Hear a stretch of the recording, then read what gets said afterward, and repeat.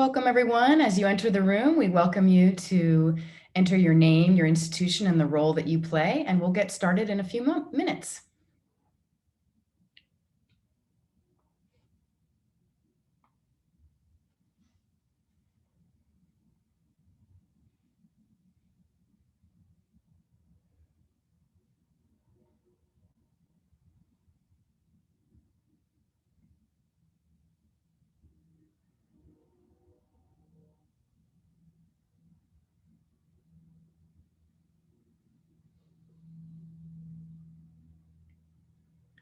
For those of you just arriving, we'll start in just a minute. We'd love to have you enter your name, your institution, and the role that you play in our chat. There's an option to select panelists and attendees, so be sure to select that.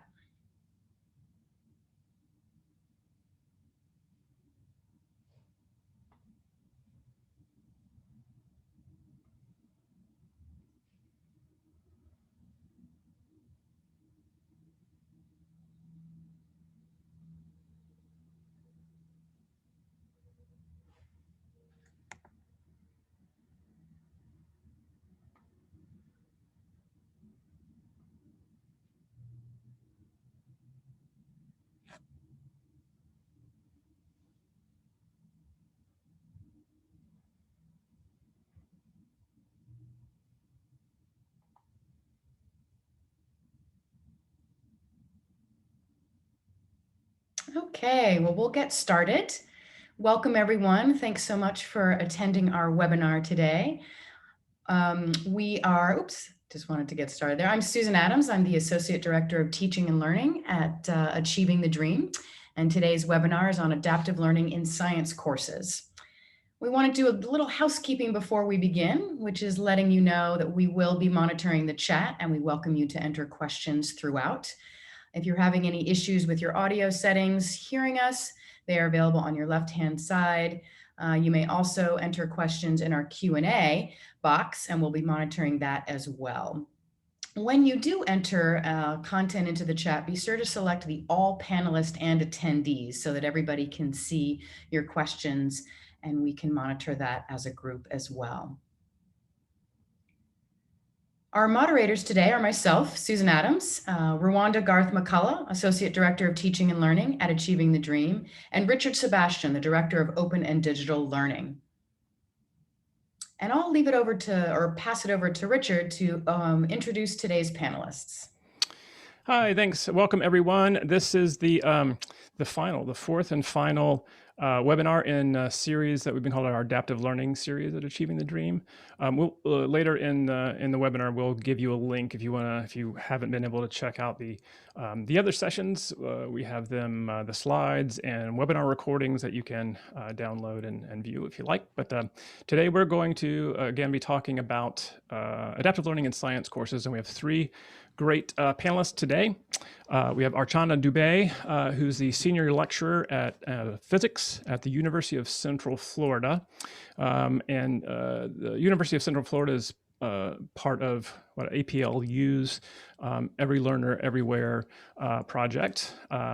Jennifer Rabson, she's the assistant professor of chemistry at Amarillo College in Texas. And Jonathan Williams, he's associate professor of physics at Cuyahoga Community College in Ohio. So we'll be hearing from physics and chemistry professors today about their experience with adaptive learning, and so we're really excited to talk to them. Before we do, we want to tell you a little bit about the Every Learner Everywhere project, if you don't know what I'm talking about, or you don't know the details of this. And so I want to introduce Dr. Garth McCullough, who's leading this project, and she can tell you a little bit about the project and its goals. Thank you, Richard. I'm very pleased to be with you today and have this opportunity to share a little bit about Every Learner Everywhere network that Achieving the Dreams teaching and learning team has had the pleasure to work with over the past 2 years. The Every Learner network includes 12 partner organizations and is funded by the Bill and Melinda Gates Foundation with the mission to work with colleges to improve student outcomes and address equity gaps for first generation, low-income students, and students of color. On the next slide, you'll see the network partners that are working together to support the use of best practices with digital learning technology to improve teaching and learning in the classroom. And the first phase of the initiative focused on adaptive learning and supported 12 Lighthouse institutions to integrate adaptive courseware in their gateway courses. And each of these colleges shared the goal of increasing their student success rates in their courses. Adaptive courseware is a digital teaching and learning tool that provides personalized instruction based on a student's response. The software adjusts the level of difficulty and the amount of questions students complete based on how they respond. At its best, the software operates like personalized learning paths through the content within each course. On the next slide, you'll see that Richard already spoke about that ATD provides technical assistance to 7 community colleges and our partners, while APLU provides technical assistance for 5 four-year institutions in Texas, Ohio, and Florida.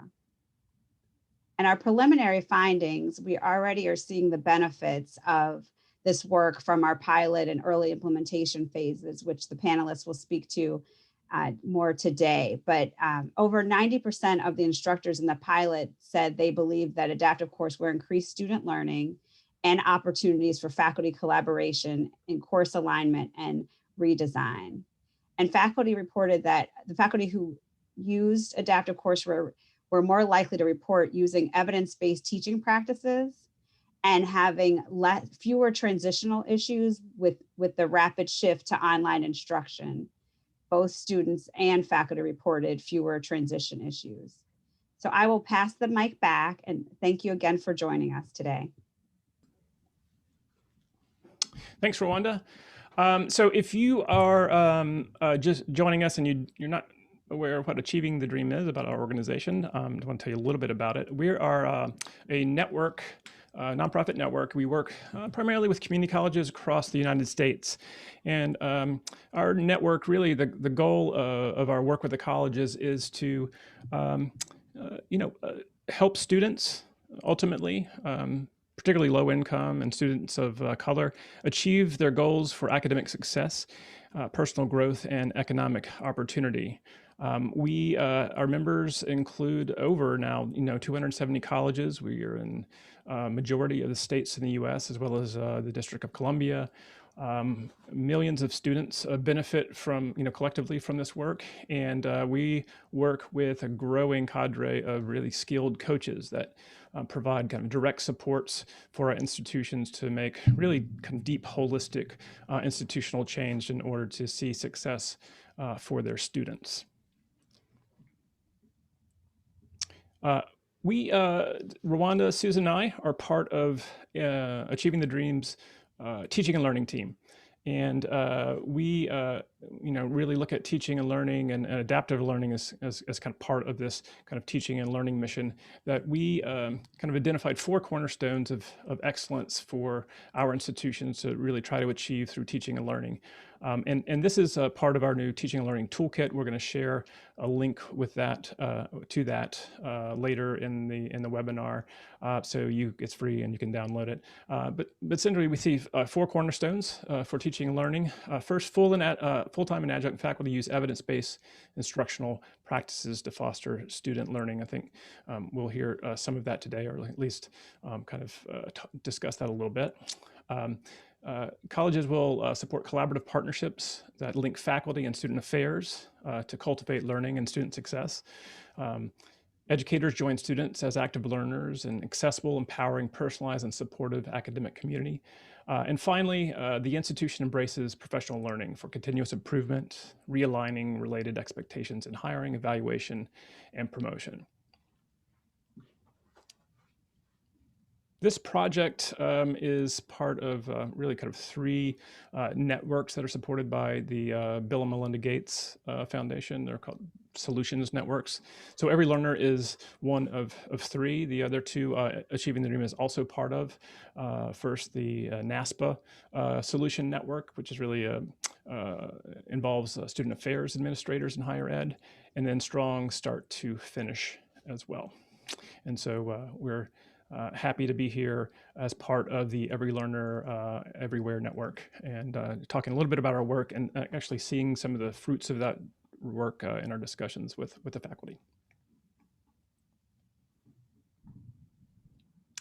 So let's get to our panelists. And again, as Susan said at the top, if you weren't logged in, if you have questions, we're gonna leave some time for Q&A. Please drop them into the chat. That's the easiest thing. We'll be monitoring that as we go. And we'd love to hear your questions. And if we have time, we'll certainly ask them of our panelists. So let's start alphabetically with looking at kind of each of the colleges, and we'll start with the University of Central Florida. So before we hear from Archana, I want to share a little bit about the kind of outcomes of the Every Learner project there. So if you look at this chart, you can see that there's two courses, studio physics courses, and a lecture-based college physics course that Archana taught all of those courses. And you can see they had from their implementation from starting in fall 19 to this fall 2020, total enrollments of about 549 students, and using courseware called Realize It. And so that was kind of overview of generally the implementation at University of Central Florida. But now I'm going to ask Archana to tell us a little bit about her implementation of adaptive learning, kind of what did that look like in her class, and kind of some of the outlines of it. So Archana, if you could share a little bit about your course with us.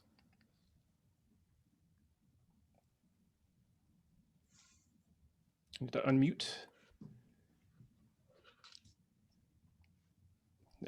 Yes, so I'm teaching College Physics 1 course. This is introductory physics course, and it is algebra based. And as Richard has already said, I'm teaching this semester this course in studio mode as well as in lecture mode format. And this course, it covers topics from mechanics and waves, and mainly it is for students majoring in biological sciences and pre-health professions. And also there are some students from information technology also. So emphasis in this course is mainly on problem solving and relating the concepts to the formulas. Students should not be feeling that they have the formula sheet, so they will get all the answers. So emphasis is on, that students, they develop the problem solving skills and they develop the, communication skills, because if they are able to explain the physics concepts in their own words, or if they are able to explain how they have done the problem, it means that they are learning the material. And also for every chapter, I provide the study sets, and study sets, they contain problems. And the idea behind providing the study sets is that, if students, they understand the problems given in the study sets, it means they can, according to me, I feel that they will be able to answer any question I ask from that chapter. So if we go on the next slide, we see I have given here some information about personalized adaptive learning. And I implemented this, personalized adaptive learning for the first time in fall 2019. But it took me almost 1 year to develop this course for adaptive learning. And it is included as homework assignment. So from every chapter, there is this homework assignment where students, they are using adaptive learning. So students, they are given certain content to read, and then based on that, there are multiple choice questions. And the good point is that students, they can redo these assignments as many times as they want, and they can improve their scores. These assignments are open till the end of the semester. And usually I open the assignments, before I start the chapter in the class. So students, they get started before I start it in the class. And, it is a big encouragement for students that they go back and redo, because, highest score, that is counted. And again, the main emphasis is on understanding physics concepts and improving the problem solving skills. If they are able to improve the problem solving skills, means it will help them, improve the critical learning process also. Assessment, it is very, very important, because I have developed this course for adaptive learning. The main reason was that students, they improve on their learning in this course. So for assessments, I'm using, this standard test, which I have taken from Fizport website, and it is test of understanding of vectors. And other than that, for the last couple of semesters, I'm putting some common questions on the exam so that I can see how students' performance, how it is improving over the semesters. Based on students' performance, every semester I'm modifying the content which I'm using in adaptive learning, and I'm modifying the questions looking at students' needs. On the next slide, we will see that what type of content it is.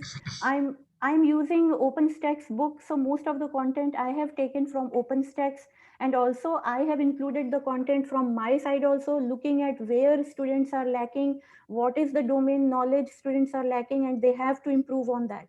And then only they can go, or then only they can answer the questions on the next level. So I also add a lot of content based on my experience with the students. If we go on the next slide, we see what type of questions are there. On the next slide, we will see what type of questions are there. So questions are multiple choice questions, but you can see that, it is not that I'm giving 4 or 5 choices here. I give say 8 or 10 choices, or if it is a concept question, then maybe it may be little bit less choices. Like say here we have first concept question, we have less choice compared to the problems, and more choices I'm giving because students should not be guessing the answer. And moreover, the questions which are included, these are randomized questions. So students, suppose first time they do the assignment, they get 70%. So they can go back and redo the assignments, but next time when they do the assignment, they may not get the same question. So it is like, there is a question bank, and the system, it picks the question from every section, and the numerical values in the problems, they are randomized. And to avoid the guesswork, we have like more choices. It is not like 4 or 5 choices. And one last thing I would like to add, and that is that the main reason I implemented personalized adaptive learning was that I want students to read the content. They should not be only depending on the PowerPoint slides, because I want that they should read the content and then answer the question. They should not be thinking that formula sheet is available, they have to just put the values and they will get the answer. They have to understand how the formula, what is the meaning of the formula, what the formula is saying, and relate it to the physics concepts. Thank you very much. That's really interesting. And for those of you who may not know, OpenStax is they provide open content. So in this case, open physics textbooks that are openly licensed, so they don't have any cost for that content. So let's get overview from our other two faculty members. And I think Jennifer is up next. You want to put the slides from Amarillo College. And let's look at the data there. So they had a number of courses at Amarillo besides science courses from college algebra, business math, and composition, in addition to several chemistry courses, with a total, for this is combined fall and spring, this data, close to approaching 1,500 students impacted there. So a good kind of early kind of pilot that had impact on kind of quite a number of students. But Jennifer, why don't you tell us a little bit about your chemistry course and its implementation, and just give us a quick thumbnail sketch of that implementation. So what we use is the Newton Alta system, and this is a product of Wiley, and it's an adaptive system with courseware, homework, and we use also OpenStax or other open source textbooks. And we're using this in all of the chemistry classes, just about, and that includes Principles of Chemistry 1 and 2. These are just standard college chemistry courses taken by science majors and pre-health professions. Introductory Chemistry is taken by people who need additional background, who did not have high school chemistry or need some catching up, also by nursing students, and occasionally just general other majors looking for a science elective. General Organic and Biological Chemistry is one taken primarily by people going into dental hygiene, and it involves a little bit different course plan with some introduction to organic chemistry and biochemistry. These are all one semester courses. I teach all these on the 16-week term, the standard semester, but we do have a few sections that meet in an 8-week term, and we have about 24 students per class. And these classes are usually in person. The only exception, of course, is the COVID that has brought most of our delivery to online. We still meet in person for laboratory sessions with some social distancing.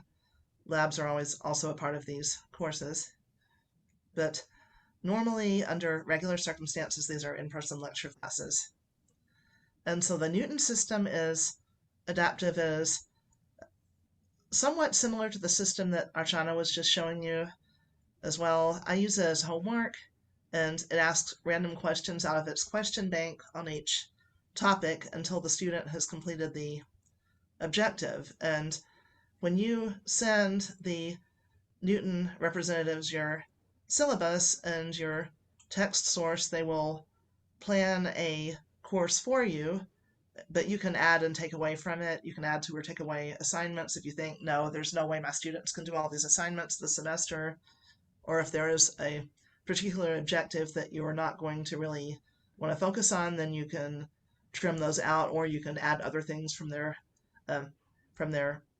objective bank and question bank. So they have assignments on pretty much anything you could want. You can custom tailor them as long as you do that before your students start working on them that semester. And then each time they have an assignment, it will ask random questions on each topic out of its test bank. The student answers correctly or incorrectly. If it is correct, they have a progress bar, and it makes them progress along the progress bar, and they're trying to get to 100%. If they're incorrect, or even if they are correct, it will give an explanation of why the correct answer was chosen. These are usually in multiple choice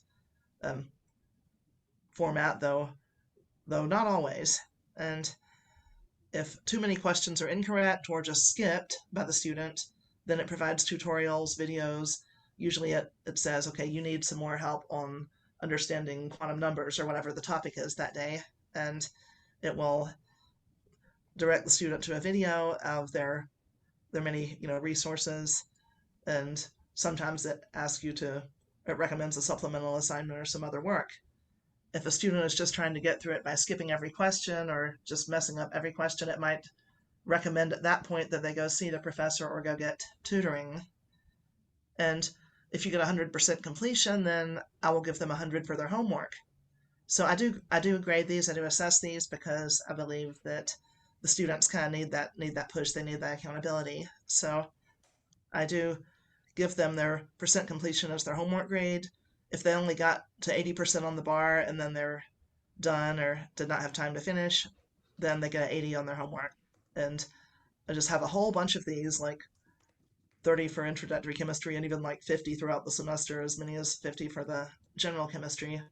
So it's a whole bunch of little assignments that they're probably doing about 3 times a week.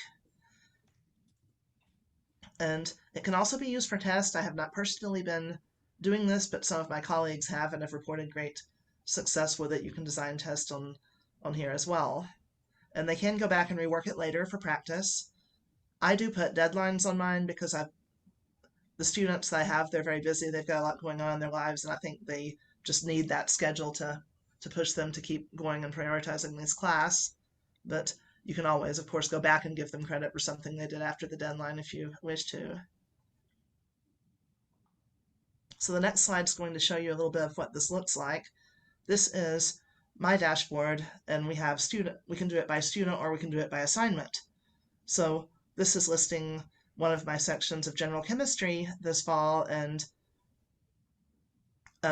completion average, percent completion, percent of students who had completed it, and if there were any struggling students. This was the beginning of the semester, so of course you've got high completion marks, and at the very beginning everybody doing it, but we have several little assignments per chapter, like here's one on significant figures, here's one on temperature conversions, things that you're going to need to know as part of your course objectives.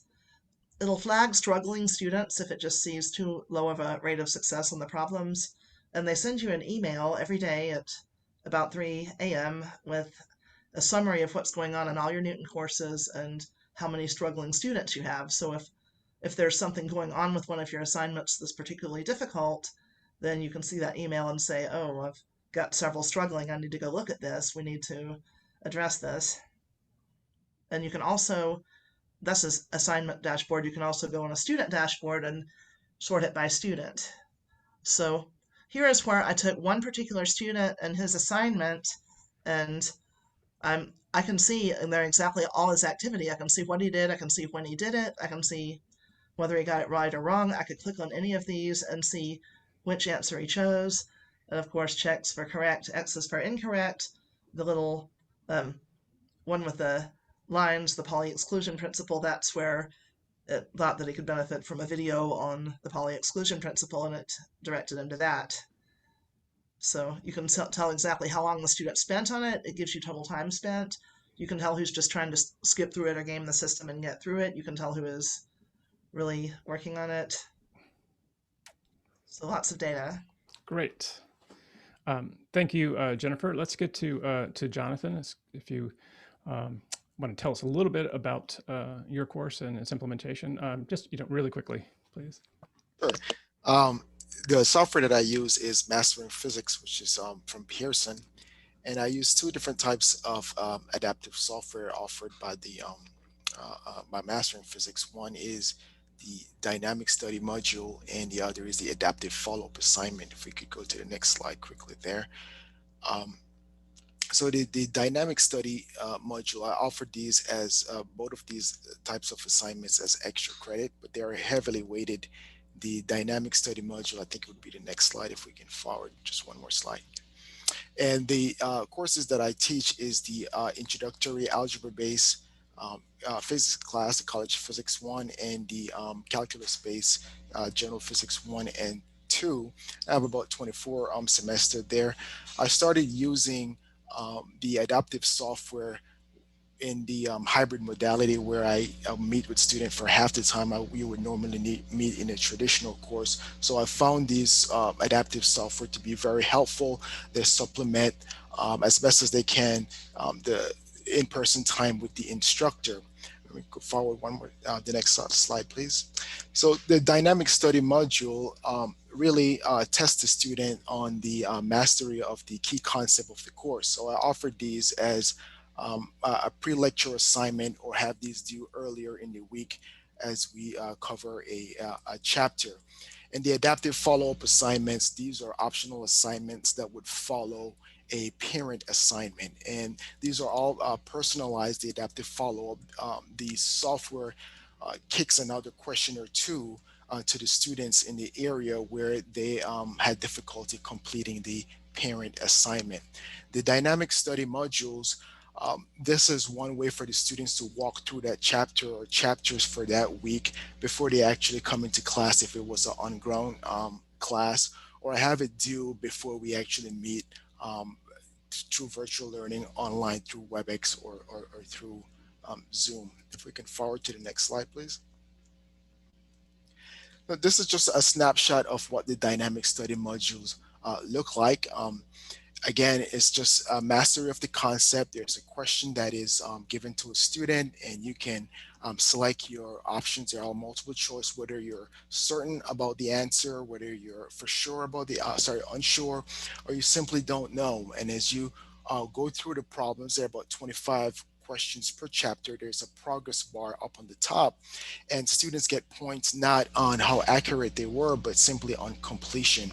And after the student go through a couple of questions, and they miss a couple of those questions every 3 or 4. If we forward to the next slide, please. Then the software is going to pause for a second and explain that concept there on the bottom, what you need to know, so the student can sort of self-study and master the concept within that chapter before actually getting to problem solving from the main chapter assignment. So I have this due before the student actually begin doing the chapter assignments. After the chapter assignments are due, if they do not perform at a certain percentage, then they have the option to do a bonus adaptive follow-up. I've polled my students about the effectiveness of using these two types of adaptive software. They seem to like the dynamic study module more than they do the adaptive follow-up. They see the adaptive follow-up as simply additional assignment. However, the dynamic study module, they do find helpful and do really prepare them for the test. And there, I'll just wrap it up there. Thank you. Great, thank you for the great overview of your courses, and now we want to kind of move into kind of the discussion with everyone, and so I'm going to kind of pass this around to each of you. And Jonathan, I shortchanged you a little bit last time, so I'm going to pitch this one to you first. Given that kind of your specific implementation of adaptive in your course, has it impacted the way you teach? Has it impacted kind of the way you think about teaching in any way? And if so, in what ways? Well, in particular now, where we are teaching virtually, I do not spend a whole lot of time going through the concept for that particular chapter for the week. I sort of assume, or I put it on the student to have covered to perform the dynamic study modules. So once you get into the in-person time, the synchronous time, which is very limited, we go into applying the concept and doing problem solving. Had we been in person, I would have spent a little bit more time going through the chapter content before begin problem solving. So it does change the way I teach, especially during this time of the pandemic, where I focus a majority of my limited time on them on using the concept to solve problems. So a little bit like a flipped classroom, virtually. That's correct. Right. Jennifer, what about you? How has kind of this implementation of adaptive changed or influenced kind of your teaching or your approach to teaching? Well, I'm using it as homework, and I am in the process of getting my classroom flipped. I like the idea of the flipped approach, and especially with COVID, I have put a lot of my lecture content on video. However, since this is individualized adaptive learning, it's different for each student. It's not really going to be as useful for group work during class time. However, I do feel like it helps if I use part of my synchronous time, which is normally a lecture class, and right now it's a Zoom meeting, to go in there. I can go in there and preview an assignment as a student and say, if I was a student doing this assignment, what would I do? And that helps them to understand how we would answer those questions and how we would work on this. So they have a lot of work. They have their daily work that they're working on, during their class meeting that's eventually going to be group work, and they have their Newton that they do as homework, and then of course they have to watch a few lecture videos as well. But I think the main thing about the science courses like chemistry is problem solving, just learning to use this material and how to think through this material, and it's just a lot of practice. Yeah. I'm curious, you said at the top that you're moving towards a kind of a flipped classroom. Was that a goal you had, separate from adaptive learning, or has it been kind of hand in hand with that?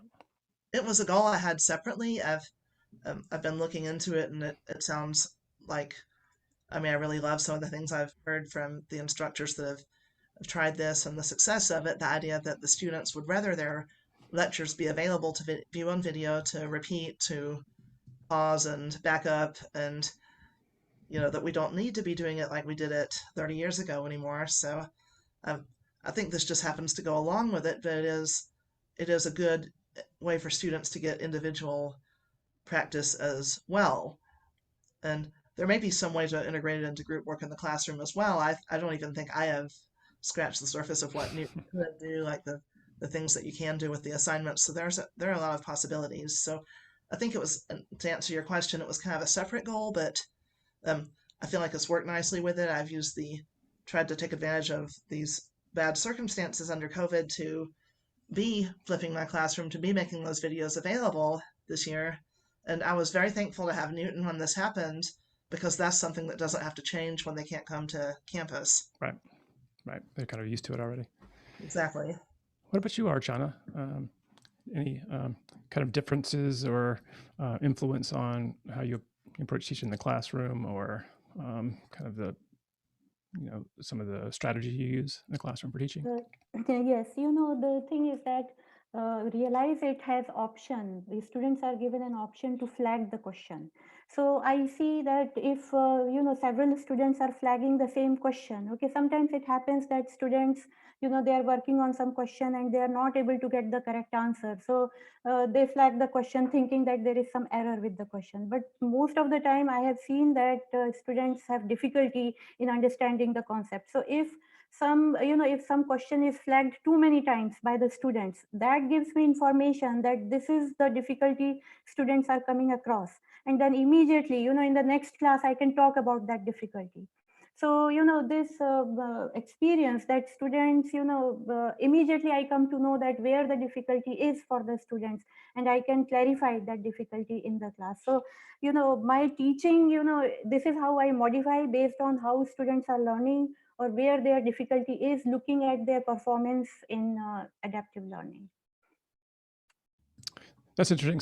So not only can you focus on specific student performances around a concept or whatever, but you can also see where the class is not kind of really kind of grasping a particular topic from that. Correct. Because, if same question is flagged by many students, it means that I have to talk about that in class. So it's a very good thing that I immediately, the same week I'm teaching and same week I can clarify to the students instead of waiting till the end of the semester, or instead of waiting, looking at how students are performing on the exams. Great.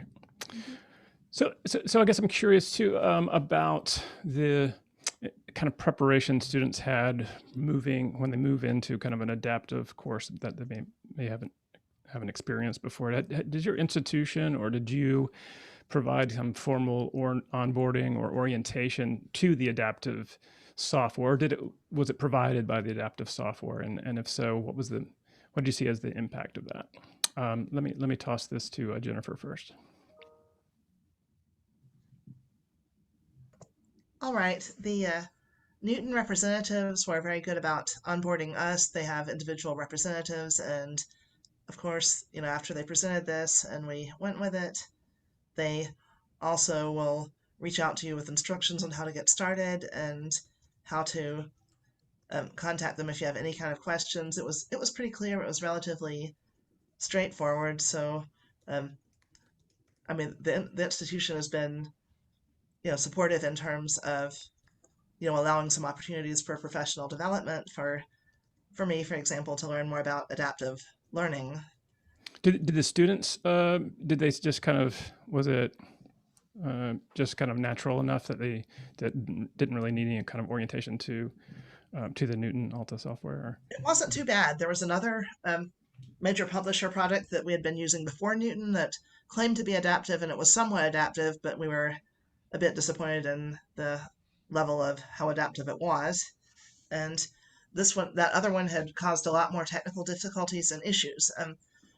Newton has been relatively straightforward to use, so usually the students are just able to get on there and it will take them through it. It doesn't seem to be too problematic. Right. Jonathan, what about your institution? How were students, or did they get any kind of preparation for moving to adaptive? I think the one thing, well, I've used several online homework system over the past couple of years, and I've stuck with Pearson Mastering Physics because I think it's the most user-friendly software out there. And also about 2 or 3 semesters ago, I switched to the First Day Solution, where access to the software was integrated into, we use Blackboard. So it's integrated into Blackboard. So the students had, there was no problem about registering and setting up an account that was already integrated. So you just click your assignments and go. I use some of the software, have exercises to familiarize yourself with the software. So besides homework, you can, here's how you use it, here's how you input numerical answers and units and stuff like that. So there is an introduction to mastering physics that is offered by Pearson. So that's what I've used.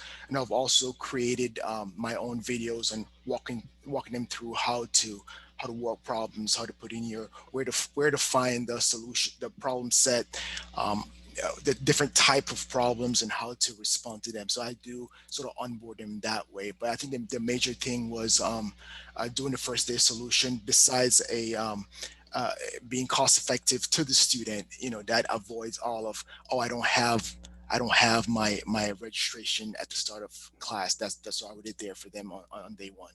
Did they use your kind of tutorials and stuff you made?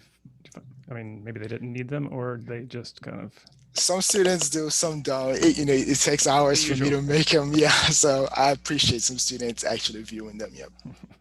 Archana, what about your institution? You took a year to develop the course, but yeah, so Center for Distributed Learning at UCF, they provided me a lot of help. I have instructional designer. His name is Joseph Lloyd. He had put into the system all the content and the questions which I provided to him. So I had total 100% help from Center for Distributed Learning. Otherwise, it would have been very difficult for me to develop this course for adaptive learning. And also, on the first day of the class, when the semester starts on the first day of the class, presentations were done by Joseph Lloyd, who is my instructional designer, and also by Wendy Howard, who works for Center for Distributed Learning. And all the information was given to the students so that they are comfortable, starting with adaptive learning. So how adaptive learning works, what students have to do, if there is any difficulty, what they have to do, how, where they have to contact, who is the contact person. So students were made very comfortable with adaptive learning. And on the daily basis also, if there is anything, I talk to the students in class. So I had 100% support from Center for Distributed Learning. Otherwise, it would have been difficult for me to, develop this course for adaptive learning. Also, this semester, I have more than 300 students, but I hardly have any problem. It works very well. And if there is any question from the student, okay, immediately I call, I contact my instructional designer and ask him, and he provides the answers. I have 100% help in my classes. And last semester, like I had 99 students. Okay, I was teaching studio mode class. In a previous semester also, before that also, I had 99 students. This semester we switched from say 99 students to more than 300 students, and it was a smooth transition. Great, thank you. I want to get to, before Susan. Susan, you have something? We just have a bunch of questions coming in, so I just want to let you know. I want to cover one more topic, and that's specifically because you all teach science, right?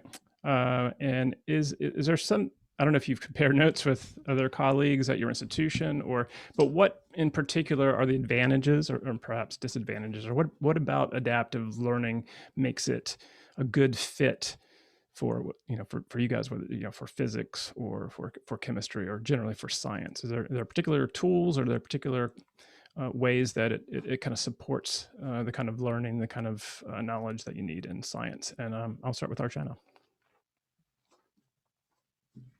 Yes, I see only the advantages so far. I don't see any disadvantage for using adaptive learning.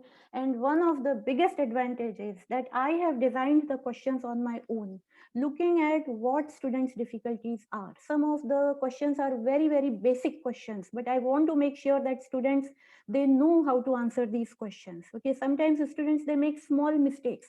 These mistakes students should not be making. So very basic questions I have included, in addition to some, tougher questions also. And, advantage is that most of the questions are designed by me. I believe that the questions, it should be worded in a very simple language. It should not be half a page long question where students are lost in the wordings. So adaptive learning, by using adaptive learning, I am doing what I want my I'm able to implement what I want my students to learn. So it's the customizable option of Realize It is really what you see as a benefit for your particular course. Yeah, so like I am using videos and all these things, and based on the videos, students can answer questions, concept questions, or any mathematical questions. And also, we have like several problems on vectors, so some animations, etc., are also included. So Great. that is a lot of help. Jonathan, what do you see as kind of particular advantages of using the software that you use in your science course? The dynamic study modules are like, we encourage students to read ahead of time, and that's not always the case. but using something like the dynamic study module, it helps to cover the majority of the concept. Just, 25 multiple choice question, that's something better than a student showing up, not even cracking open the book. So I do enjoy the dynamic study module. You cover all the concept within that chapter. The disadvantage for the software that I'm using, the adaptive follow-up, again, as I mentioned, the students are not too fond of the adaptive follow-up, which is just additional numerical problems to work out, is if a student get that incorrect, the software will give you the correct answer without any detailed explanation. So in physics, it's sort of difficult to have an adaptive software for numerical examples unless the publisher have gone through every single problem and write out step-by-step solutions. So that's one disadvantage I've found using this software. Right. What about you? Thank you. What about you, Jennifer? What do you see as for your chemistry course? Yes, one thing that Archana said that I would like to echo is the customizability, just how you can pick and choose assignments and then objectives depending on exactly what you feel like you want your students to learn, or if you know your students have limited time, what you want them to focus on. And also, so much of science is just learning how to think, learning how to approach problems. I feel like when I was teaching more traditionally, I would try to help students by giving them examples of everything, but then they would echo and repeat my examples. They would do it on the test and everything, and they might not understand what they did. So it is more advantageous to have a wide variety of questions to force the students to start thinking through what they're doing and how you would solve different types of problems. And the adaptive learning customizes itself to what the student needs. Like if a student is having trouble with a certain type of question, they will ask them more, or they will try to lead them to things that will help them to figure out that concept. It has explanations of right and wrong answers at the bottom of every question. And again, if someone looks like they need a tutorial just on algebra or whatever, it will lead them to that if that looks like that is what the problem that they are having or the obstacle in getting through the problem solving. But I think it's just especially good for science courses because of the many things that we do, but the fact that we just need to teach them how to use this information they learn to solve a wide variety of problems and how to think through that, how to apply it outside the box. Great. Well, thank you, everyone. We do have some questions. Susan, we've gotten some Q&A and chat questions. You want to? We do. First of all, instructional designers for the win. Thanks, Melissa. Definitely getting that support sounds across the board like a very important element to your process of designing the course. I'm an instructional designer by trade, so I totally feel you on that side of the house. Which leads to the first question that's come through from Mark Taylor about the effectiveness of adaptive learning. So how can we review these complete software packages in order to evaluate their effectiveness? And I know some of the stories I've heard through this project is the importance of you as instructors to review questions, practice them, sort of understand what is the content that's being deployed to my students. And we're curious how you did that, and was the question of effectiveness on your mind as you chose this and began to move through the design of your course? Who wants that one? Anybody can take it.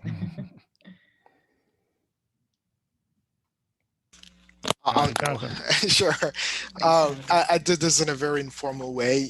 I did it to just a survey to my students after a test. How effective was the dynamic study modules and the adaptive follow-up assignments in preparing you for this test? So I solicit feedback that way, and I've done this for multiple semesters. And I've come to realize the dynamic study modules are great. About 80% of the students responding said it was very effective.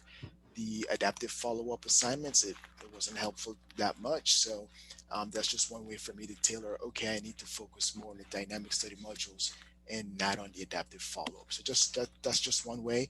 And also looking at students' completion, because it's optional. If a student completed the adaptive follow-up, the adaptive assignments, how well did they perform in that test? Great. Anybody else want to take a stab at that?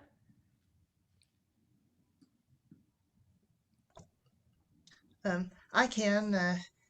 So for effectiveness, of course, I look at how the students are doing. I do, informally survey students during courses and at the end of it, asking how it's doing. And I also look at student engagement in terms of how many of them are completing the assignments, how long do they spend on them, and how many people have given up.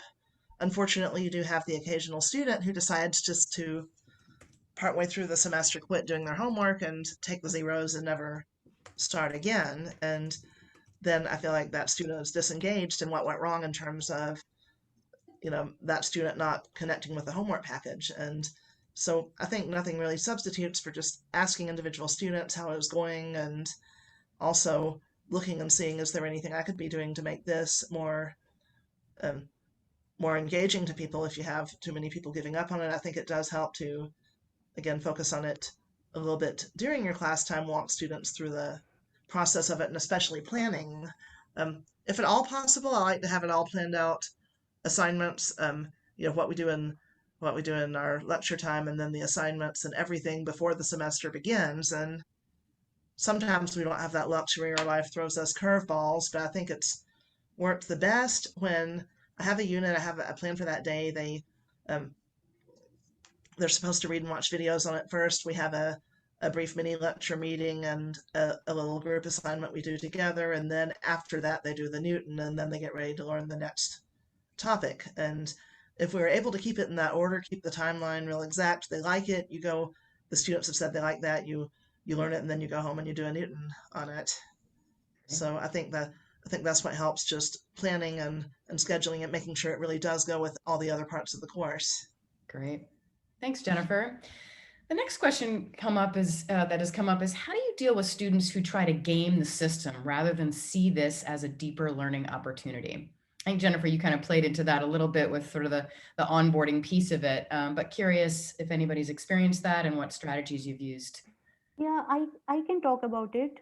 I am teaching large enrollment classes and I don't have one-on-one contact with the students, but I see that several students, they are not participating or they are not doing their homework.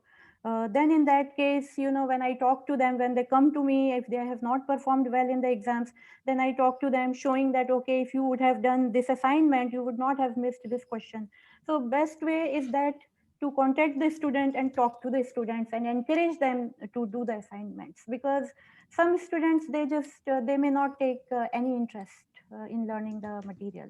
So best is to contact and talk to them and encourage them that you have to work on this. If you work on this, then you will do better on the exam. Show them what is the importance of doing this adaptive learning assignments. Great. Mm-hmm. There was one other question from Amy in the chat asking whether or not, for the three of you, was it a departmental choice to use the Realize It, for example, or your software, or was it you as an individual faculty member kind of doing it on your own? Can I go first? Sure. Yeah. So this was my choice. Using Realize It, it was my choice. There are some faculty members who are using, Obojobo, other systems, other platforms, but Realize It, it was my choice. I was not told by the department that you have to use this or you have to use that. So based on the suggestions from Center for Distributed Learning, I chose Realize It. Great. And Jonathan? It was my choice. At Cuyahoga Community College, your several campus, I'm the only full-time physics faculty member on my campus, so I had the option to choose my resource. So I choose my resource, and we have several adjunct faculty, and I present these to the adjunct faculty member. Here's what works for me, and they have all adapted it as well. And other instructors on the other campus have also adapted it as well, just because the book, I think the book is very effective and user-friendly. So it was our choice that the admin gave us the decision to select our resources.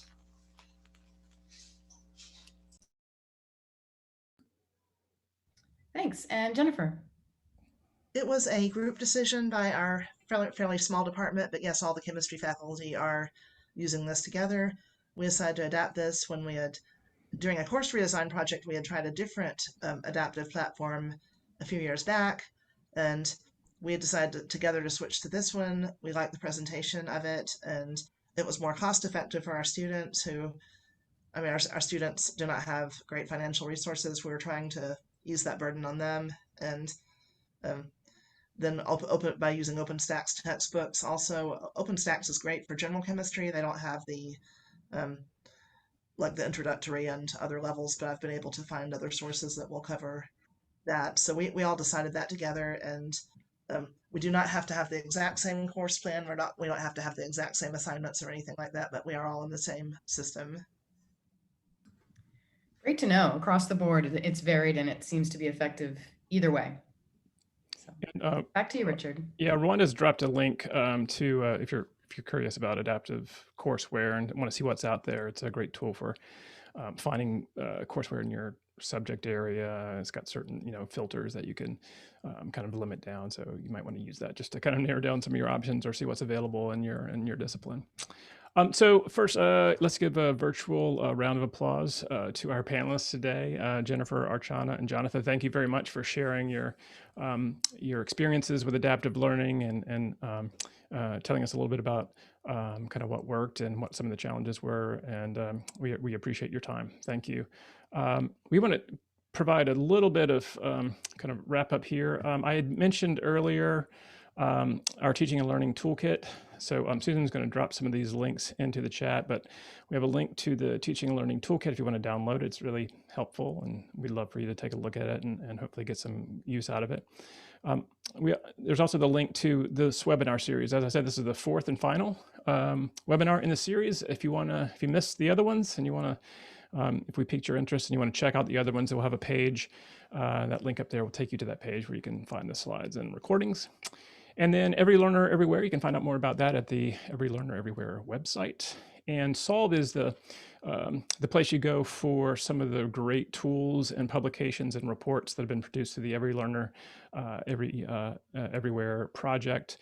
So you can find COVID-related sources and information on adaptive learning and digital learning broadly, and some of the work that this project and the network organizations in the network have done.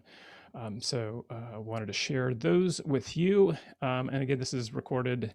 We'll put these slides and recording on that adaptive learning page as well.